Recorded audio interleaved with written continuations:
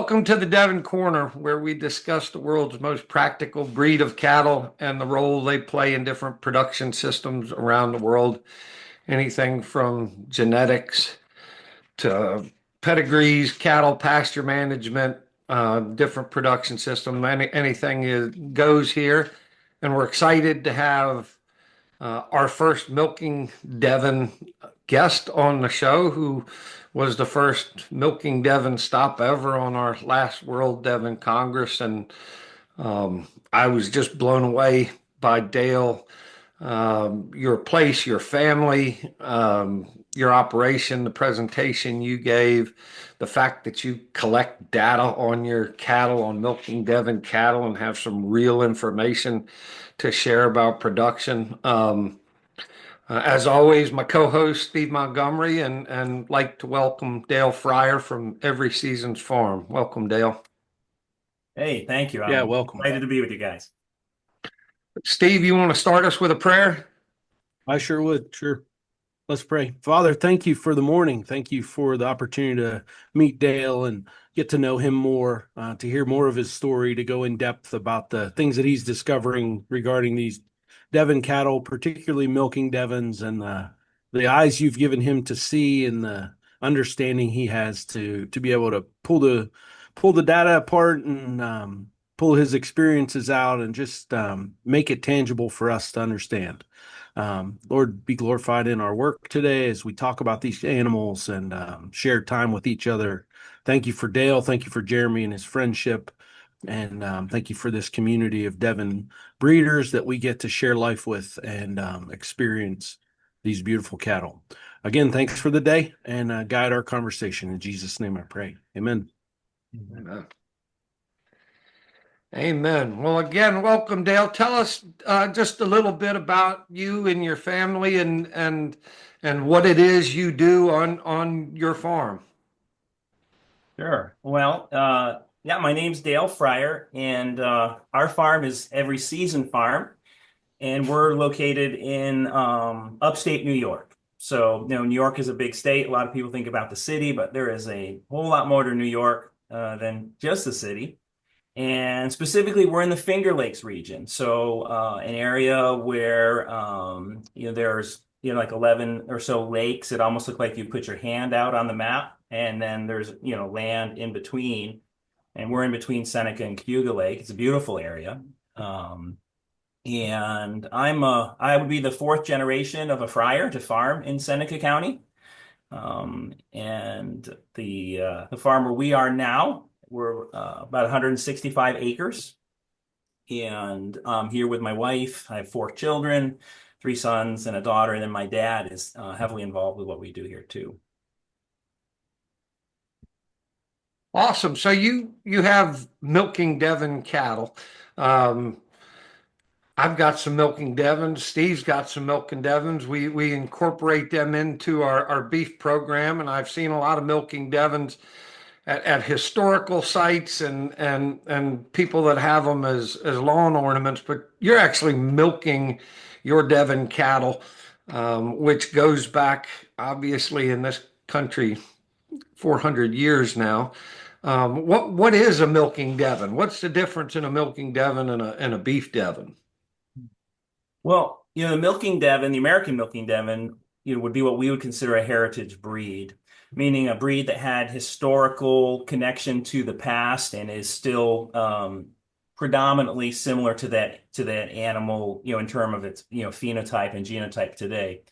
And the milking Devons originally, came from England with the Pilgrims, right? So I think the third ship after the initial Pilgrim landing with the Charity brought over 3 heifers and a bull. And the genetics that we have today are connected all the way back to that 400-year event that brought these red cattle.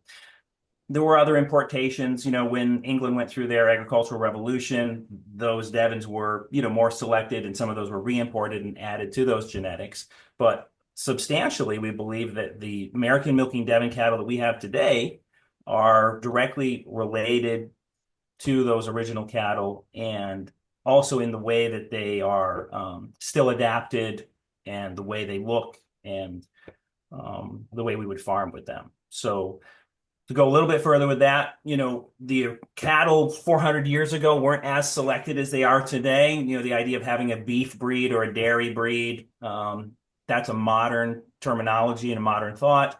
And so in the American milking Devon cattle that we have now, we think of them as a triple purpose breed, which includes, yes, dairy, yes, beef, but also draft power. For thousands of years, cattle were, the working animal of the common person. And when we watch Westerns and we watch some other, usually they're substituting horses in there, but horses were, yes, around, but they were really a small blip between cattle and trains. And or at least that's what some of the historical record would suggest. And so at our farm with our American milking Devon, we try to keep thinking about the animal as a triple purpose animal, which provides some unique challenges and opportunities. And so that's kind of the background. The American milking Devon almost went extinct. They would have been the most prominent animal prior to the Civil War in the United States in terms of cattle. Even in our county, I can look at historical records, and it was, a mix of shorthorns and Devons, almost 50-50 as far as what people's choices were with cattle. And even the Vermont flag, right, has a Devon cow on it, which is something most people wouldn't recognize or notice. And yet, to a large extent, these animals have been lost from common memory. If I talk to farmers even in our county, it's just not an animal they're familiar with, even though it played such a major role in the history of the United States. And so in 1976 at the bicentennial, there was an idea of looking back, what was life like in 1776, and here we are almost approaching the 250th anniversary next year. And it was hard to find some of these animals that were agriculturally related. These breeds were literally going extinct. And so there were probably less than 200, maybe even lower than that, of the milking Devon left in the country at the time. And starting to look for those, save those, is what led to the development of the Livestock Conservancy that we have here in the United States. At the time, I think it was called the Minor Breeds Conservatory, but the milking Devon was the poster child for making that happen and drawing awareness. And so the association of the American milking Devon cattle, came out of that and continues today. So there's probably around 2,000 milking Devon in the United States and Canada. Predominantly, 99% of them are in the United States, and they're not present anywhere else. That line of cattle is extinct in England, where it originated. Awesome, thank you. Well, the Livestock Conservancy's been a big supporter of Devon cattle in general for years, and we'll put a link to that at the end of this. Also, our good friends at Backyard Green Films have done some really cool documentary work with Devon as draft animals, and they've also been to your place, Dale, and done some great video with you and your family, and you guys aren't. Well, I shouldn't say that. When I was there, your son gave a demonstration with the draft animals. Is that just for fairs and shows, or are you guys actually working ground and doing things with the cattle as draft animals?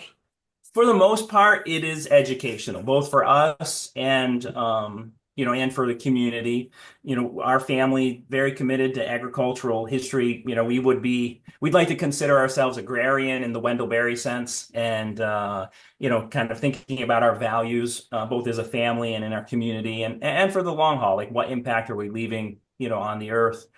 And so we started working with draft cattle. We did not have a family history in it, though, and so this is something we learned from others, and primarily it's my sons that do it, although I love to support them.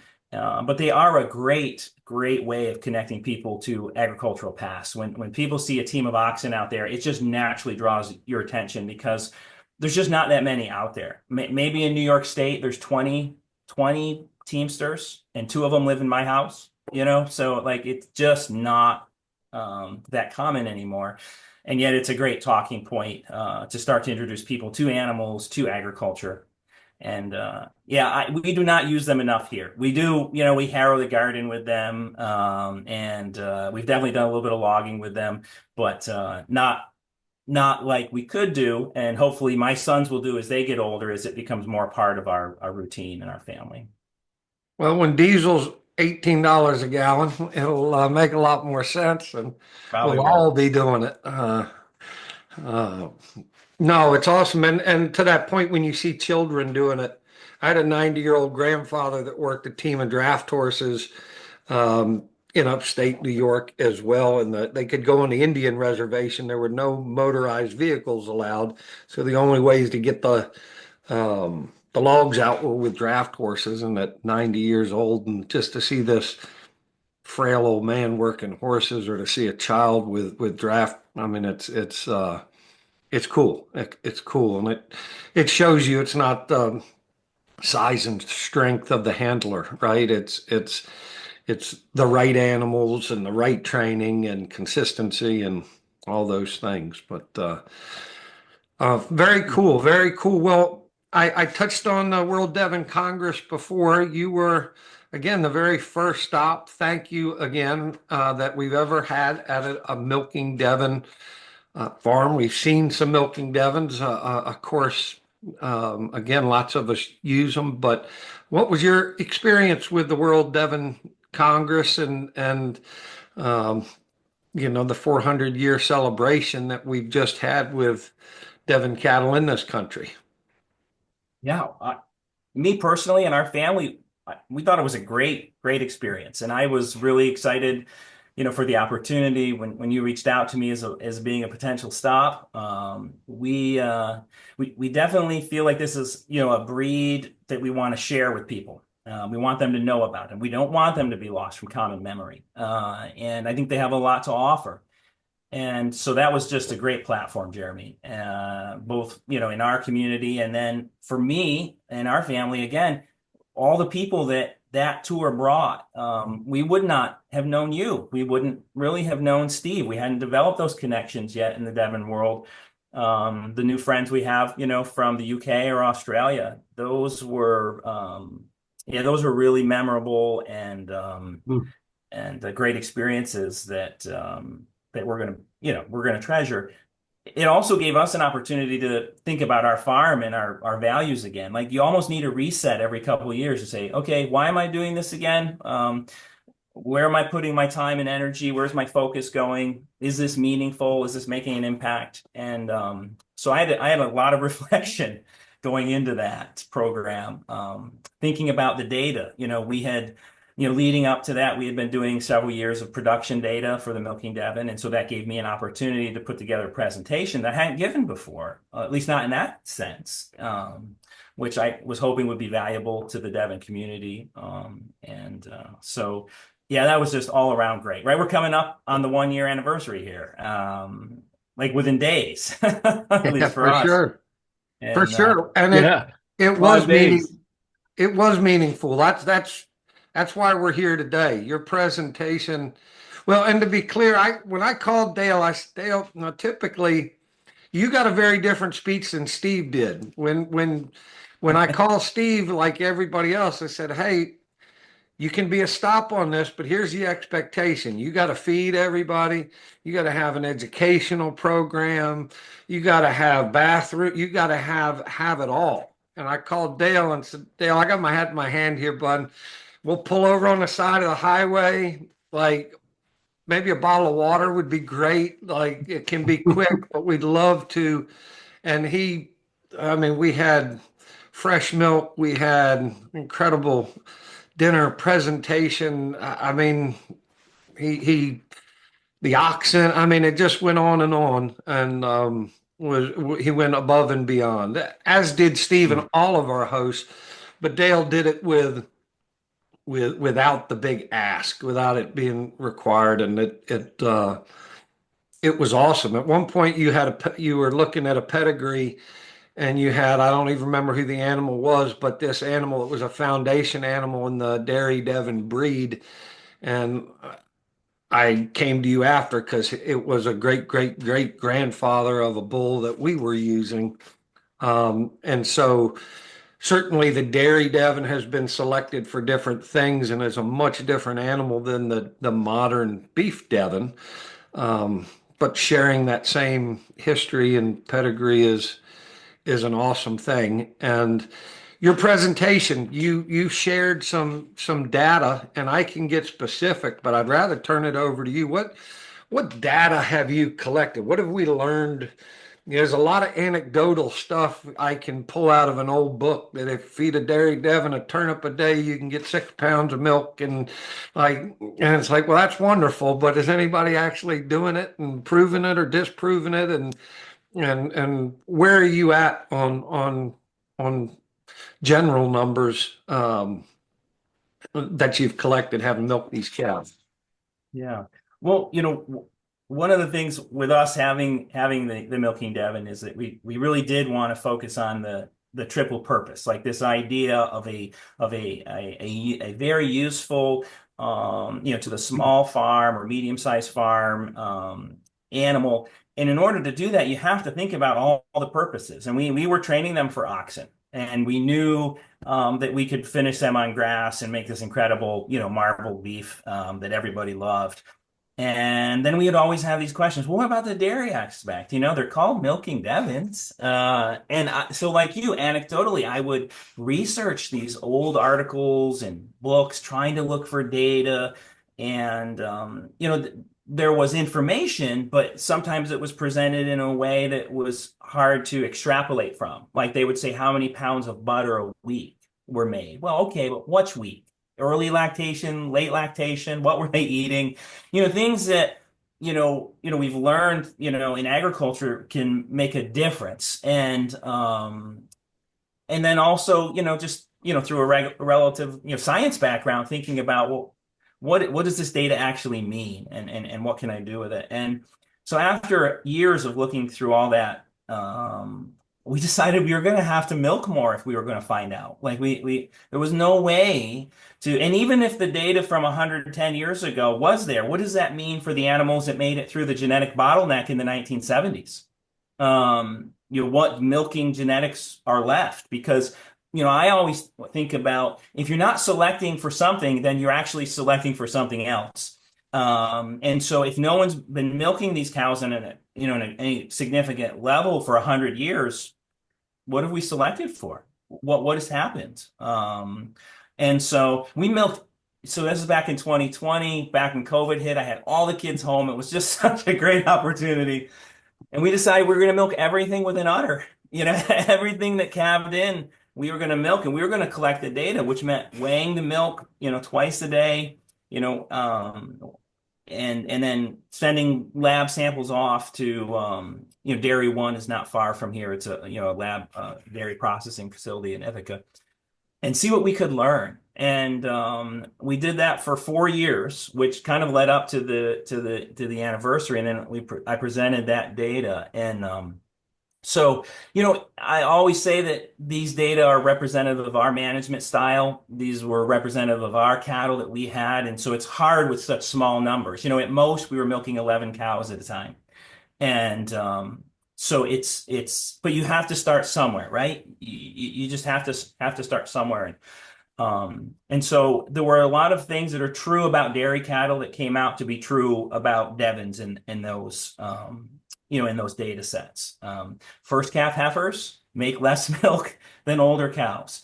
And even as that's true in the modern genetics of the dairy breeds, I think it's even more true if you go into the heritage breeds, which are kind of, more slow movers. So a Holstein today is going to reach mature body size at age 3. I don't think our milking Devons are reaching mature body size before 5. So what does that mean to your first calf heifer in terms of their milk production? It's going to be less, even less, relatively speaking, than a Holstein first calf heifer. Or at least that's what we found. And so in those first year data, we found that like our first calf heifers were making in that 20 to 24 pound, a day range of milk. And again, in our management system, which I think always has to be specified, we were doing this in a grass-fed system, and we were not shipping milk. So the grass that the cows got was the grass that grew. Granted, I'm trying to do a good job with my pasture management, But if, like when we moved into drought, I didn't start bringing in resources off the farm. They were just, cows were eating, more mature forage. Two quick questions. So first calf heifer would be how old when they're having that calf? Yeah, so on our farm, we're calving them in just a little bit over 2 years. A little bit So over 2 years. yeah, yeah, and I know Devons mature sexually early, but since their body size doesn't match that sexual maturity, you have to make a decision about when you're going to breed them and have them calve in. And from an economic standpoint, we've chosen and have had success, breeding animals in so they're calving in somewhere in that 24, 25, 26 months. Well, I love Uh, it. I know people that have beef Devons that are certainly quicker maturing than a milking Devon that aren't breeding until 2 to calve at 3. And, how are we assessing early maturity if we're waiting that long? But with a dairy Devon, and we have some dairy genetics in ours, I need that heifer to be in a little better flesh when she calves because she's going to give more milk and she's mhm. going to dump more body weight. In fact, sometimes I have to wean that calf earlier than the others just the first year, so that she doesn't go to pieces, which is my next question. You're milking everybody. Are the calves still nursing the cow as well, or how are you feeding calves? Yeah, so not for any not during the study times. Like so with the data we were collecting, we did the traditional remove the calf, within a day of birth. That calf bonds to us, and then the cow goes towards maximum milk production, with us milking at least twice a day, so that she's stimulated to, develop and grow that udder to make milk, which would be a different situation if you, one, shared with the calf, let the calf, say, have access to the cow for 12 hours or more. Or if you just let the calf have the cow the whole time, right? Like the mammary system won't develop in the same way. Absolutely, and that's why I wanted you to specify because it does change the numbers, right? And a lot of people I know are homesteaders, and so they're sharing the milk between the calf and the household.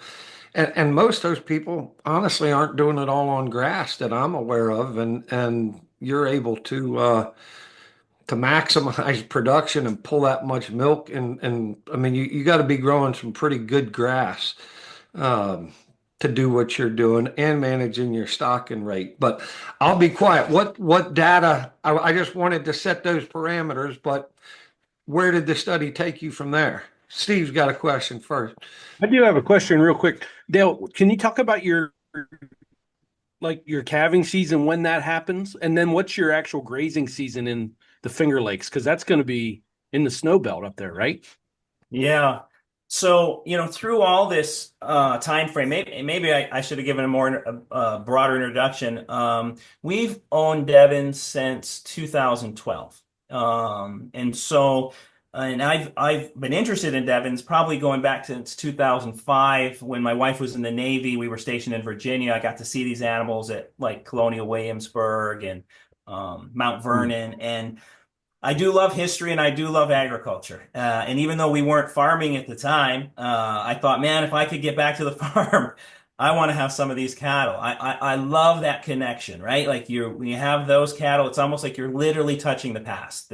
They're there with you just as they were in the past, and I find that very meaningful. And so we had a lot to learn, Steve. Like I had a lot to learn about grazing. So even though I grew up on a farm, we did things more conventionally. We had a Holstein dairy herd up until the early 80s. And then growing up, we raised replacement heifers. So, this was, we would graze, but we weren't grazing in the way that the three of us would consider, maximizing forward production and thinking of those things now. And so I was learning along the way, and still, right, just like you guys, I'm still learning. As we are. Yeah. You Right. know, I think this year will be better than last year, right? We have to have that hope. And so yeah, I mean I'm really trying to, graze effectively. And so that is helping, right? That is definitely helping. We sometimes talk about Devons eating burdock, and they do. But if your goal is to make a product, to make milk, to try to look at the economics of it, you can feed them something a little better than burdock, right? Like they will eat it, but for us trying to make milk production, I'm very carefully watching the pastures and trying to do a great job with them. All right, so where does that take me back to? I think I took us off on a trail. Oh, I love that. There was a big push. I won't name names, but teaching your cattle to eat weeds was this big push in grazing a few years back. And it's like, well, that's great, but you're never gonna have good gains or good production off undesirable weeds. And Right. anyway, that we could spiral on that all day. So where did that answer your question, Steve? He also Well, asked about calving it was season. Oh, right, yeah, right. calving season, and then the length of the grazing season there's got to be shorter than we are here in Ohio. Yeah, yeah, and that varies. So when we were doing the study, I actually held some animals back so that they would calve at the same interval, right? Because that's really important. We didn't have a ton of cattle. Like even now, like this year, I'll have 31 cows that I can milk. Which is not a huge number. But even going back 4 years, I think I had 11 or 12. But I needed them to calve at the same time so that it made sense because we're seasonal based, and so we were looking at calving, April. Like right now, even here, like I see you got your cows on grass. That's great. I only have sheep on grass, and yet soon I'll have cows on grass. So yeah, so we would, April till like maybe this year I got to graze into November, but that was fairly long for me. And that's mostly because I'm flexing into my pastures now. So if I don't need, oh, I'm sorry, my hay fields, if I don't need to make a third cutting, I'm trying to get some more perimeter fence up so that I can graze, an extra month or more on some of these hay fields that if I've already got my forage for the year made. And again, just looking for ways to make everything work together better on the farm. So, but yeah, we would calve in very early spring. We would try to dry off for the winter. I would not milk, 12 months of the year. The family needs a break. The cows need a break. And we're not shipping milk, right? A lot of this was for data collection. We made a lot of home dairy products. We experimented on a lot of things. We raised a lot of pigs on that milk, but we had not yet gotten to a point, and we're still not at a point where we're shipping milk. Or shipping even in saleable product. But again, we had to start somewhere, right? Like you could develop a whole infrastructure for dairy. But one of our concerns was that if we develop the infrastructure to match what's out there already, then we may be drawn into a place that we didn't anticipate going. And what I mean by that is, if I want to put them, 2,000 pounds of milk in the bulk tank, I've got to have the cows to do it in order for the milk truck to pick it up. If my Devons can't do it or I don't have enough Devons, I'm going to be likely to purchase another animal that will put milk in that tank. And that would change the values of our family and change the values of our farm. And so we constantly thinking about how that will work and how it'll affect the family. That's a great point. Yeah. I could pick your brain all day on pasture management because, again, the numbers you're getting, I can't stress enough. That's remarkable. The production you're getting. Are the one question I will ask you is, and then I want to get back to the data is, how are you assessing pasture quality? Are you doing forage analysis, hay analysis, soil analysis? All the above. All of it. All of it. Yep. Yeah. And a lot of it is you can't replace spending the time and using your eyes, right? Being observant. One of the things that I love teaching the kids is to be observant.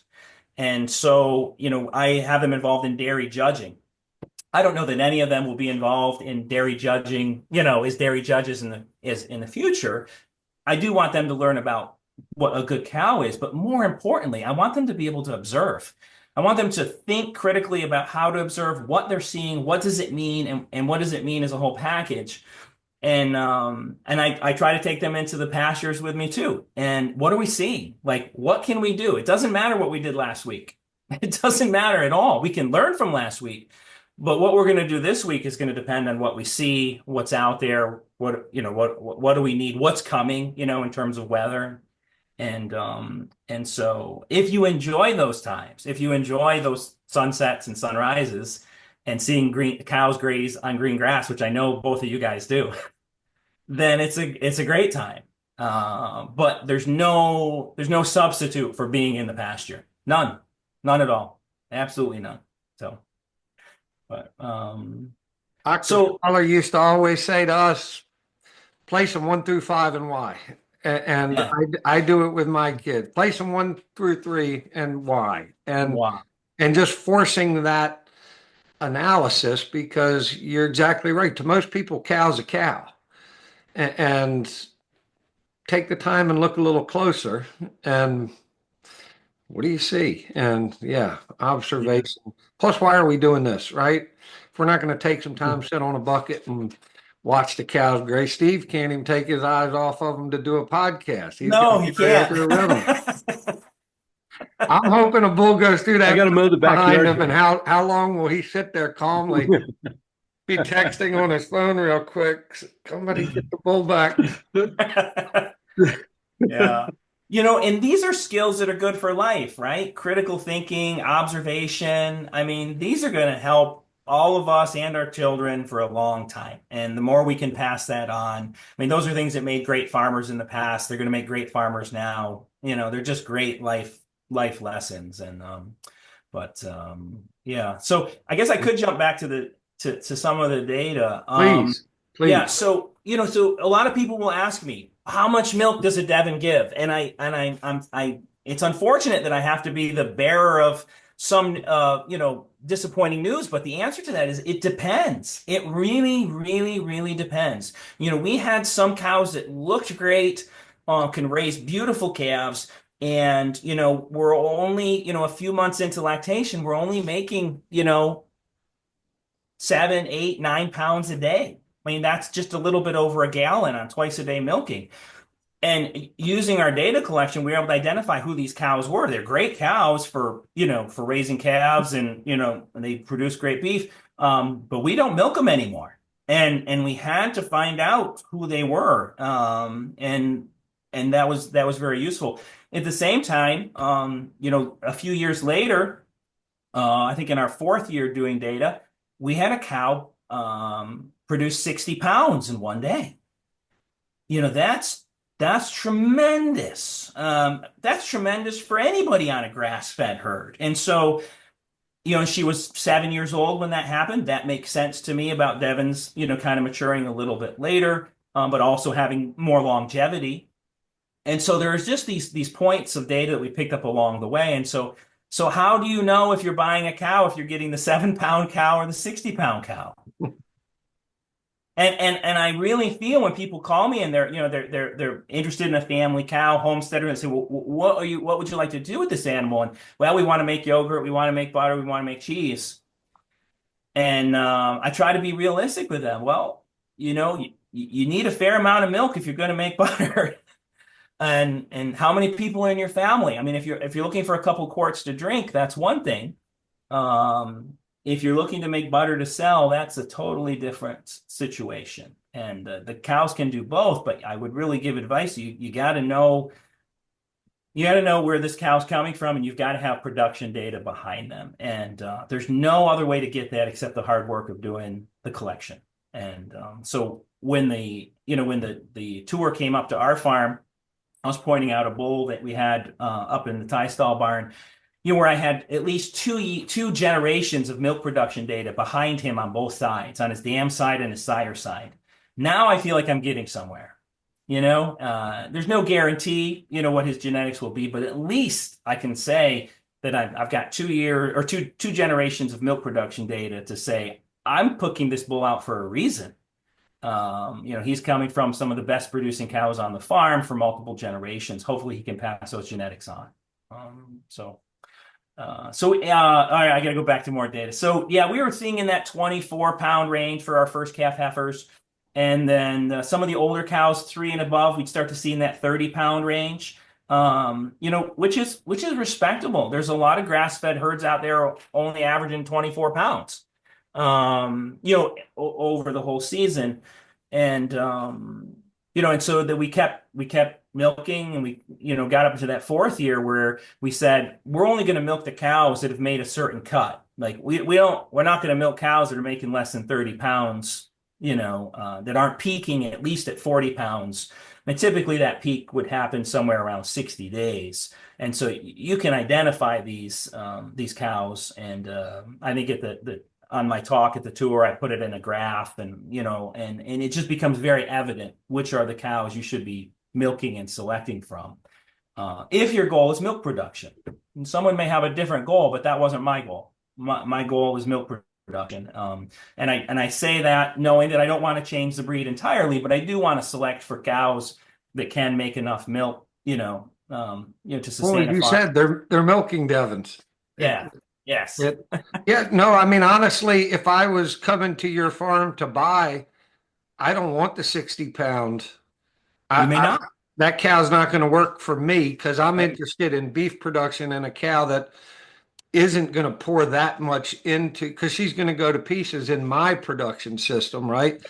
I want the 24-pound cow, but I want to know what her butter fat was because I want as high a quality milk as possible. But yeah, you're selecting for what the breed was designed for, and I think anybody that's actually milking, um, this would be critical data. So talk to me about butterfat. Have you done analysis on butterfat? Is there correlation between pounds of milk and quality of milk?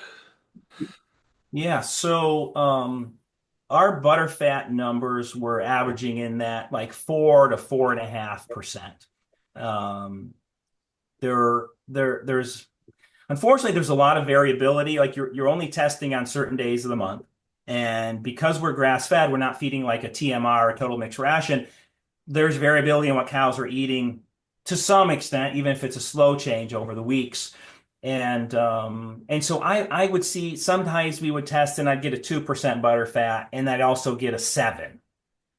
And you got to look at averages, but then we're looking at averages of 11 cows. And so one cow at 11 or 3 cows at 2 can really skew those averages. And so I don't say that to downplay the data. I just say that to make it realistic. And so I think the Devons are better than 4.5%. That's my suspicion.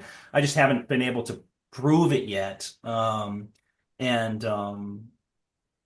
and the so old yeah, so data, those, I always saw 6% as being the breed average. But again, like you pointed out, it was that old data, didn't have a lot of parameter set. Where, whose farm, how many cows, what were they being fed?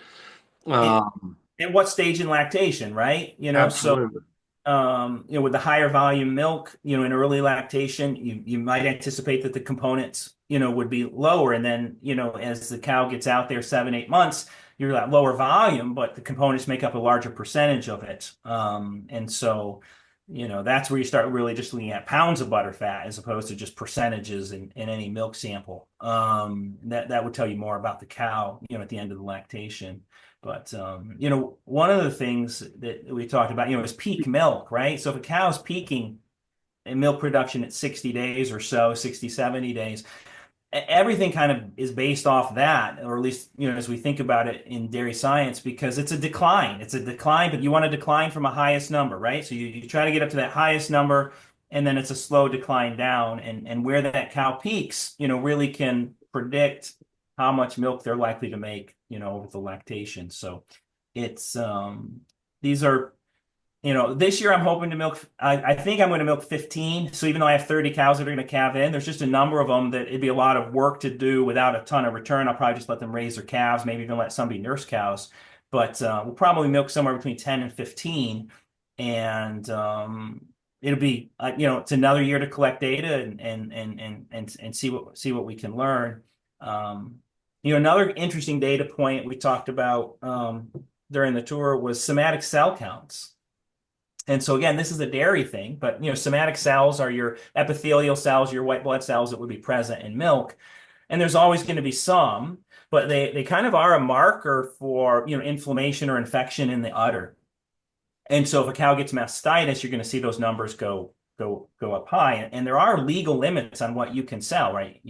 I think in the European Union, I think you have to be under 400,000 somatic cell counts in order to sell your milk. In the United States, I think it's 750,000. A great herd now would be, under 200 or 100,000. You see those reported. And I was shocked, guys. Like, we were getting, for the majority of our somatic cell counts on these Devons, 15,000, 20,000, 30,000. I mean, these are great numbers. And, or at least as I interpret them, they're great numbers, because that suggests there's less bacteria in the milk. You're going to convert this into a product like cheese or butter. There's not bacteria consuming it, right? It's you're looking for a longer shelf life and things like that. And again, that's 4 years of data, and that has continued to be true. One of the things that I noticed is the Devons are running lower somatic cell counts, and you would think they'd be higher. Sometimes we go to once a day milking and stuff later in the season. And yet the numbers still seem to be low. And so I look forward to finding more data about that, and what that means. Because I talked to other dairy farmers like in our area, and those are crazy numbers. Those are incredible numbers and yes, we run a clean environment, right? But still, those are really great numbers. What do you attribute that to, Dale? I don't know. I don't know if that's just something that's part of the cow, the Devon breed. I mean, you'd have to be looking at somatic cell counts from people milking Devons. And in the past, they didn't even know about it. So we don't have any old data. And so it'll all have to come from breeders now. And if there are breeders who are going to watch this that are milking, I really encourage you that a lot of us with the milking Devon that want to milk, that want to see what this breed can do with milk, we gotta kind of band together, start sharing data, talking about our plans and strategies, because I think there's real potential here. Where we are in upstate New York, we're kind of in an organic dairy watershed area. Like, New York has the most number of organic dairies of any state in the country. And, New York has always been a dairy state. We can grow forage, and it's a good environment for cows. And we're also in the grass milk watershed, right? So there's when you look at grass grass-fed genetics, the modern Holstein is not built for that. The modern brown Swiss is not built for that. The modern milking Shorthorns are not built for that. We were looking at data from the 1920s showing Devons making 10,000 pounds of milk. You could run a sustainable, profitable farm if you could get your Devons to make 10,000 pounds of milk today and sell it in a market for grass-fed milk. You would do fine. Some of those numbers per hundredweight are more than double the conventional numbers you would be paid for, and you could raise a family. And so I'd love to help make that opportunity available for more people. But we are starting from a small number of farmers that are milking these cows. So we've got to build from there. Well, I'm wondering if, we talk about these being low stress animals, very low, slow heartbeat, slow, like you talk. Somatic cell is connected to inflammation. Is it just generally, first of all, maybe grass only, and then also just the temper, like this real, like mid even keel? I don't know. I guess I'm just kind of spitballing to see if that's a why behind such a drastic difference. Yeah, I'm not sure, Steve. I'm sure there's some neuroendocrine immune connection to stress levels and things like that. Certainly the grass environment keeps these animals spotless, and we do our best to make sure they're always spotless, because we're milking them. And so, the general farm hygiene will help decrease, levels of mastitis, right? Bacteria from the environment, bacteria from water, manure, good milking systems so that, that the milking equipment is clean every time, and the animals are prepped properly, so this doesn't spread. These are all important things. But nevertheless, taking all that into consideration, these numbers are still ridiculously low for dairy cattle. Ridiculously low. Right. Like, really low. So that's exciting. And who knows what that will prove out. I would need other farms who are testing, to know. And then look at their management environment. And I need more cows, and hey, that sound good? I need more cows, right? You guys agree? Yes, we'll Yes. use that as the promo for this podcast. Yes. Dale needs more cow. More cows. So in order to collect the data to know and and to prove this over time. And I think we can, and we'll get there eventually. But so it's exciting times. So do you equate, I mean, I'm stuck on that. I think that's fascinating, but is there a correlation then to the quality of the meat that is produced as a result of the low somatic cell? You know what I mean? Like there's got to be some, I it's don't know. systemic.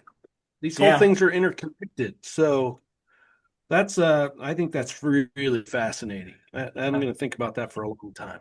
Yeah, think about that and let's talk more because it is every single year this happened in the data. There's no question about it. No question. That's happening. That's I happening. mean, we dabbled with AJ about that study at the University of Utah regarding the cancer correlation, Jeremy, and that was, it's so interesting. Like the lack of inflammation means health, and so what is Yes. that? What across the board? What swims downstream from that to our customers, to the people that are consuming this? I think it's health, and that's a huge value add. I think we can put a flag up for. Thanks for getting that. That's awesome. Well, I think you hit it on the head, Steve, and Dale's being modest, but it's the clean environment, it's the all natural environment, it's the nature of the cattle, it's the nature of the people managing the cattle. You take Yep. quietest cows in the world and hit them with a hot stick and a couple of dogs and drive that cortisol level through the roof, right? And you can also calm some of the wilder ones down a little bit, but just the natural disposition of the cattle and of the people. There's dairies near me that are feeding poison to keep birds from getting in the feed trough and eating the cattle feed and pooping in the feed and raising the somatic cell count. Now, all these chemicals are deemed safe, but again, as you said, it's all connected, and who knows what that's actually doing to your body. I mean, the numbers that Dale sharing just describe an alkaline, clean system and low stress levels, and it has to correlate to the health of the animals and the quality of the beef, quality of the manure they're pooping back out on his land and growing more grass. It's just all positive. So, and again, the production numbers, it's great. And he said observation, right? Observing and seeing what works and what doesn't work, and removing stresses and uh, having the right number of animals. It's all good stuff. And what other numbers are there? Other numbers you had shared a piece of information that stuck in my head, like you just did with Steve. And I'm going to ask you for the specifics, but you said a cow produces something like 80% of her milk in the first 60 days, or what was the number that you shared? Yeah, roughly half percent or half of the milk production that a cow is going to give is going to be done in the first 90 days or so, first 90 to 100 days. And that makes sense, right? They're peaking at 60 days. And then everything is a decline from that point out. And so, for us, one of the reasons I think about that is because we haven't taken these cows out a full 305-day lactation like you would consider a standard dairy lactation. We're usually hitting out there around 8 months. Some of that has to do with labor, time of the year, or grass isn't growing, and as of yet, we're not making, we're not getting revenue flow from this yet, and so Well, yeah. So I think what perplexes me is, and I don't milk cattle, right?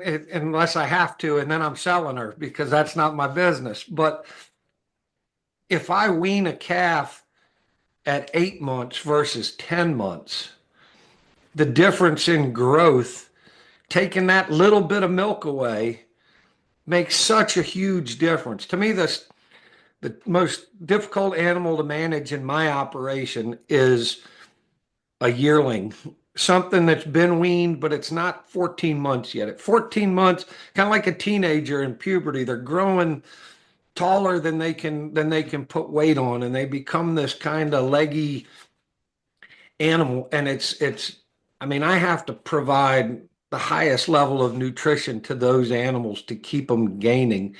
And a lot of people in conventional beef are weaning at 6 months, right? And so to do it on grass, the longer I can leave that calf on there makes a huge difference. So when I think about that drop in numbers, it just doesn't add up to me. And I'm not disputing your number. I'm trying to wrap my brain around, even though that quantity of milk is so low, that little bit of supplement.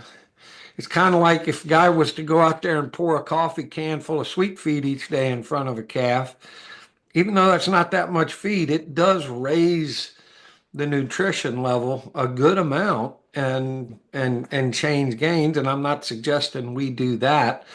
But having that understanding of animal nutrition is critical to what all of us do, right? And if either one of you guys has insight on that, I'd love to hear it, because I still just, um, I guess, am blown away by what that little bit of milk will continue to do for an animal's production. Well, that piece of data or information is based on, modern dairy genetics. And so I would think the first thing I would say is, I don't know, but maybe we could find out, what the beef cow or predominantly beef cow lactation curve would look like. It'll look different, right? They won't peak as high. And so they may have a more sustained level. So there's not as much of a drop off. And I'm looking forward to getting enough data on Devons where I can see if that's true for Devons, because that probably makes sense for a cow who's making 30,000 pounds of milk in a lactation. But what does it mean for the cow who's making 10,000? Are they really producing, half in those first 3 months? And is it true on a grass-fed system, right? There's so many variables. So the first thing I would say is that it may actually not be happening. Maybe the Devons aren't producing, half in the first 90 days. We'd have to prove it to know for sure. I suspect they're making most of it, or a lot of it in those first 90 days. And then the second thing is, right, components. So say they're making only 10 pounds out there 7 or 8 months, or 15 pounds. If the butter fat is 7%, if the protein level is at 3.5, 4%, you're still giving them, great nutrition. And so I would think anytime you add that in for an extra 2 months, you're basically providing an excellent natural supplement, right? Absolutely. No question about it. The longer the calf is on there, the better they look. Definitely, right? So. Absolutely. Did you, I had asked it before, and I've thrown a lot at you. Do you see any correlation in butter fat and pounds of milk? Is the 60-pound cow still high butter fat, or are the lower producing cows in terms of volume, are they producing high butter fat, or does it not make a difference? Yeah. So I don't know that I have enough to say for sure, at least in our Devons. Generally speaking, yeah, the higher volume would produce less pounds of butter fat, generally speaking. And I hope this is the danger of putting stuff on video. I could be wrong. I don't, but Well, you did a good disclaimer at the beginning. You gave your numbers, and that's most trials in the Devon breed, right? Some guy got 3 pounds of gain on his stockers. Well, that was 25 stockers in mid Tennessee. Well, what bloodlines, what grasses, if he was grazing 800 acres with 25 head, it doesn't surprise me that he'd get 4 pounds of gain a day, right? But right. there's so many variables in everything we do in agriculture. Yeah. That's the danger. Sometimes we go, well, I didn't have pink eye this year because I used that new fly ear tag or something. Well, maybe that was why, and maybe it wasn't. Maybe your neighbor didn't have any either, and he did nothing, right? It's Right. Yes. it's hard to quantify. Yeah, I think though to think about so one of the next steps for me in getting dairy numbers, Jeremy, is going to be determining pounds of butter fat at the end of lactation, not just percent, right? Because even if the 60-pound cow is only making 3.5 or 4% butter fat, she's making 60 pounds of that. That 3.5% is coming out of a larger number. So at the end of the lactation, if she's produced more milk, even at a lower butter fat, she's still produced more butter fat, Or butterfat. like than all the other cows, even if they had a higher number but with lower volume, because 7% of 20 pounds is different than 4% of 60 pounds. And so at the end, I think I'm going to have to convert over to, the dairy industry's figured this out. Look at total pounds of butter fat made by the end of the lactation. And then you can start comparing, that'll have a real economic impact for the bottom line of the farm, because hopefully we'll be selling butter. Yeah. So the pounds of butter will matter. Something I've seen and had to explain to people in consultation work, and maybe you can speak better to this, or dispute it even, but if I take a cow at high lactation and I starve her for a week or 10 days because I'm trying to overgraze a pasture or make them eat some weeds, and that butter and that milk level drops, I can't get it back to where it was. You can reduce milk, but if you reduce it for an extended period, you can't get it back up. So it's very important, once these cows produce a calf, that we keep that nutrition at a high level so they can give maximum production. Does any of your data um, speak to that, or can you speak to what you've seen? Sure. We had, I think in the first 2 years in a row, we went into drought, and we watched our numbers slide. And they never recovered to where they would have been in what I would have considered the general decline from peak milk.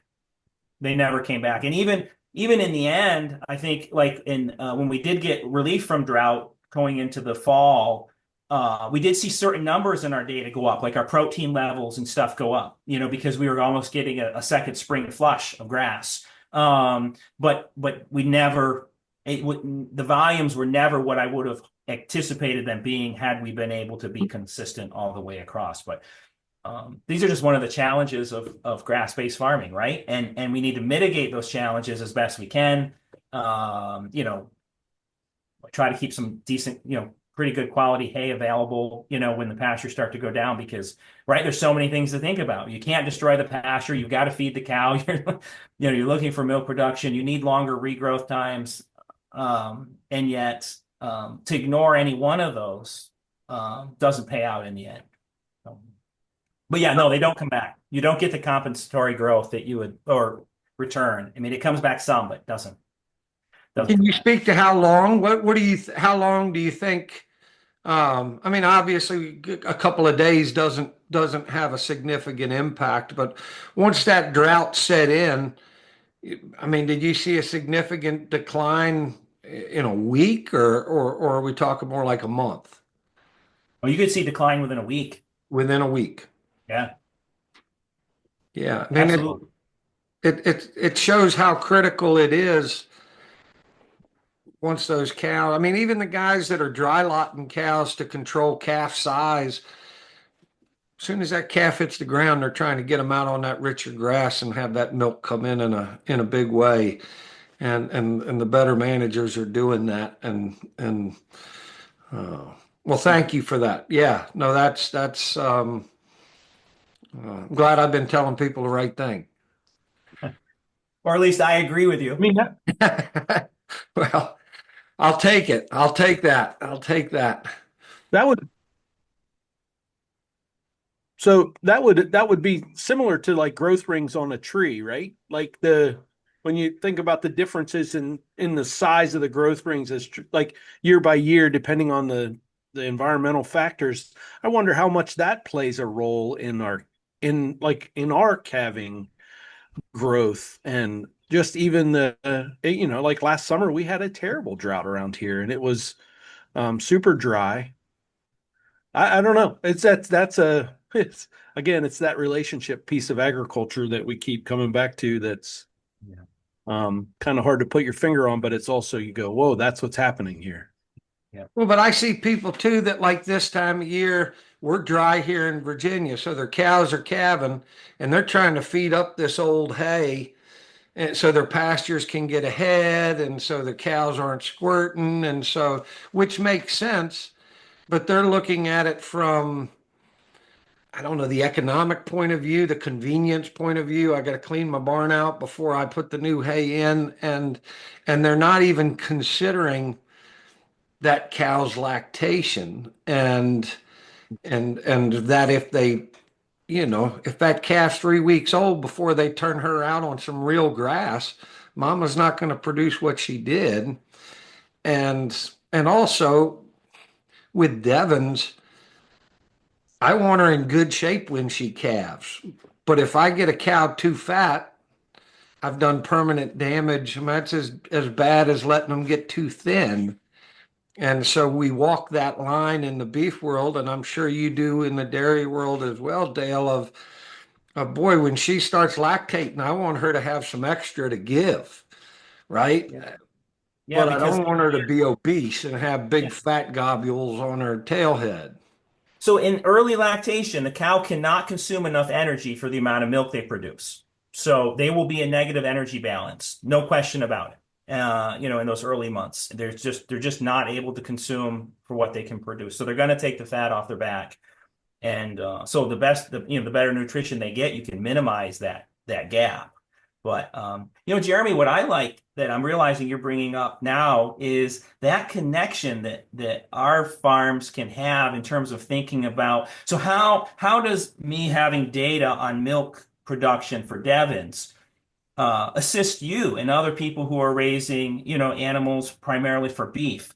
Well, I'm in a sense I'm able to provide some lactation data that you can now consider when you're thinking about feeding your mama Yeah, cows as they're coming in, and calving for you. And I think that's beautiful.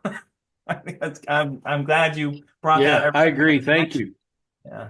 Yeah, I'm self-serving. That's why you're here. We So hire I you can as a get consultant. information that I can use in my herd. I mean, truthfully, I've told people 100 times, consulting work is not worth the per day what you get paid, but what you learn from other people, what you see other people succeeding at and failing at, and just the ideas you get. But that information is, I mean, God, it's wonderful when you can learn on somebody else's dollar and time, right? All this work that you've done can benefit all of us,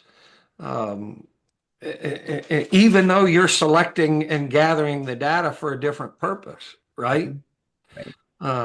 But it celebrates the versatility and diversity of this breed. I mean, there's not another breed out there that can produce gourmet beef in 2 years or less on grass and is manageable and has longevity of the beef Devon, yet on the other side of the coin can produce 60 pounds of milk a day and be a milk cow. I mean, Incredible. it really is incredible. And so I tried to sell that Congress as the birth of the beef and dairy industry in this country, and they were. Right? I mean, it's an honest statement, and the rest of the industry didn't want to sign off, but I stand behind it as the historical truth, which means little to some, but a lot to others. And um, if you had to do this all over again, Dale, somebody, if I'm a young, me and Steve are gonna start Jeremy and Steve Dairy Devons and start milking some cows. What's the most critical piece of advice you would share with us before we got started? Yeah. Well, the first caveat I would say is that I figure I got to be at least 200 years old before I know enough to get started. You're going to have to ask me this in 150 years. Hopefully, sometime we'll be in heaven and you can say, Dale, now you're 200 years old. That's the best answer Yeah. and most correct answer I've ever gotten is is that one right there. And not to put down your knowledge because you have a wealth of it, but the more we do this and the older we get, the more we realize we have to learn, right? Really, yes. I every time I build a barn, I know exactly how to build the next one. You know, it's so true. But I first thing I would tell people is if you're passionate about it, then if it makes you happy, if it makes you smile, if you see that value in it, then it is completely worth it. It is definitely worth the time and investment. And I would, I was fortunate. I had a few years to learn about Devons before we were able to purchase our first ones. And so, I was kind of frustrated wanting to get back to the farm, and Grace was still in the Navy, and so I thought, okay, that's fine. I'm going to visit as many farms as I can. I'm going to talk to as many people. I'm going to read as many books. Watch, at the time there weren't, as many podcasts or things online, but there are now. And so I would go to all the events, learn what I could, and do my best to be as informed as possible, going forward, and knowing that we're going to make errors. It's inevitable, right?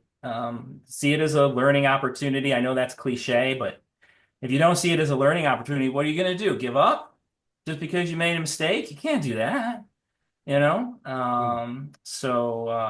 But I will say this to people who are interested in having home milk production. If you're buying a cow and there's no milk production data behind it, you're taking a chance. You may have an excellent cow, but you also may get out there 3 years and realize there's not enough milk for your family of 5 children. And I just, if there's an opportunity as our breed grows and we get more people interested in milking them, there's a lot of value in those efforts that the people who have put in to get that data. And there are some of us doing it, and hopefully there'll be more. But I would consider that, because it's hard to say what the average for a Devon is. It depends. Yeah. Well, and you said it earlier, what's your purpose? Are you just trying to feed you and your wife and your child, or are you trying to sell butter? And the same thing in the beef, business. You just trying to have a couple of cows and produce good beef for you and your family, or are you trying to run a farm and maximize production on X number of acres? And they are very different things. Yeah. And I think, as in all things agriculture, we have a couple hundred chickens here, but we wouldn't if I didn't have a chicken guy, because I ain't the chicken guy. I'm the cow guy. And you got to be passionate about it. And our chicken guy's passionate about it. Steve's passionate about chickens, as you can see. As you can see, all behind me. Uh-huh. Exactly. Exactly. Um, I got a question. Fire. Yeah. So, well, two things, Dale. You talked about just now, like finding people that are doing measurables because it's a risk. But when you were looking at cattle, or what did you learn? I mean, without being able to measure, if I'm going into somebody's dairy Devon herd, what am I looking at? What do you look for when you step into a field and say, I want to see what this one, or is it just put them all in and measure them? Do you follow that? Yeah, so there would be kind of a dairy type that you could think of, right? Yeah. So if you're looking at a cow, say she's in a cow-calf pair, and she's in, it's later in the season, and that cow looks like she has, tremendous condition on her. She's diverting nutrients into her own body and not into milk for the calf. That would give you a sense, of where those things are going. There is kind of a dairy type, and we didn't get into this, and I know we're getting long, but there is a component here where genetic evaluation. I'm interested in applying this to my herd, in the sense that there are some non-specific dairy trait tests. I think Neogen has one and stuff like that that's not breed specific, where I'd like to see what that does for my Devons, because I've got some production data I can compare. So they're giving traits, and they're comparing that on a scale of various things that they believe will be associated with positive towards milk production. And the challenge with that is that none of those data were done on Devon, and you would need to have thousands and thousands of cows in order to prove that. But I wonder if even just with four, like I know who my top cows are, right? And I know what they look like phenotypically. And I've been interested in running some of those tests on our cows just to see observationally whether or not they correlate. And if we could find that they do correlate, this would be a really useful thing for people interested in dairy production in the milking Devons, right? Because we could find that some of those data correlated, for whatever it costs, $50, $40, whatever, to run the test. You might be able to know. I don't know that we can know right now. I don't, even if you tested every milking Devon alive, I don't know if there's enough data in the set to do it. But that, Steve, could be another element in the future that could help an individual producer that wanted to find a cow that might be more likely to produce. Yeah, that's fantastic. I think the day's And then coming my where they can. I don't know that the technology is there yet. We did a lot of that sort of testing 10 or 15 years ago, Yeah. and I determined I wasn't going to fund the research. I'll let the American Angus Association do that, and we'll cash in once it's there. Well, the modern way, even in the Devon breed, when they formulate an EPD, basically milk production is based on the weight of the calf. And if you go into a herd, how much value would you put on this one's weaning a 500-pound calf and the rest of them are weaning 400-pound calves? How accurate do you think that is as a reflection of mama's milk? Myself in Devons? Yeah. So you got my brain thinking. Because last year I ended up last year would have been our 5th year milking, Jeremy, and I decided we were tired. And we did not, and it's okay to get tired, right? So cows that were in our primary dairy line, we ended up letting them nurse calves while milking off. So initially milking whatever the calf couldn't take, so the calf wasn't scouring, and then carrying that out a number of months. And some of our better milk cows, like our 60-pound cow, right? Like we had to milk her out for like 4 months. There is no comparison to the size of those cows compared to the rest of the herd. Those calves are absolutely fantastic. So the calves that came from our top line milk cows that we allowed to nurse their calves while milking them, right? And we didn't milk them to take milk away. We just did it so that they weren't going to get mastitis and the udders weren't full. I wish I could have weighed them all, Jeremy. I mean, some of these were beating the other animals by 200 pounds at weaning, absolutely. I think that makes sense. Yeah, I think there's value in it, but the one thing that maybe I can get Laurel to put the video up on here. The other day we were out and I took pictures or a video of a cow that was nursing her calf, somebody else's calf, and another cow all at the same time. And if you don't see those things, one, that cow's calf will go all to pieces because it's not getting enough milk. Two, sometimes the older calf will steal what the younger calf should be getting, and they'll get scoured out and have all kinds of problems. But we had to take that cow and her calf and put them over in a different pen with a bull. But I have before weaned calf. We one time had this bull calf on a rental farm that was 150 pounds bigger than everybody. And we couldn't figure it out, why this cow's just producing the lights out. Well, we weaned that calf early and we went back the next day and his mama was running the fence balling, but so was this other cow. And so the calf was getting double milk, which is why it was so much better. But, the Devon breed is so wonderful for its docility, but that docility can create other issues that other farmers just don't have to deal with. I had a guy tell me one time he didn't like my Devons because they wouldn't move. They wouldn't run when he yelled and screamed his stick. He needs cows that are going to run away from him. Well, these aren't the cows for you. No, no, they don't move for the tractor. They just don't. They don't. We're just part of the background, and Right? they're okay with us. They don't move. Right? And you don't want them to. You don't want your cows running away from you. No, Um, we it's love it. it's a good problem to have compared to the opposite. Yes, it is. It is. But it is. Well, this has been wonderful. I think we're right about the time. Steve, you got any last questions?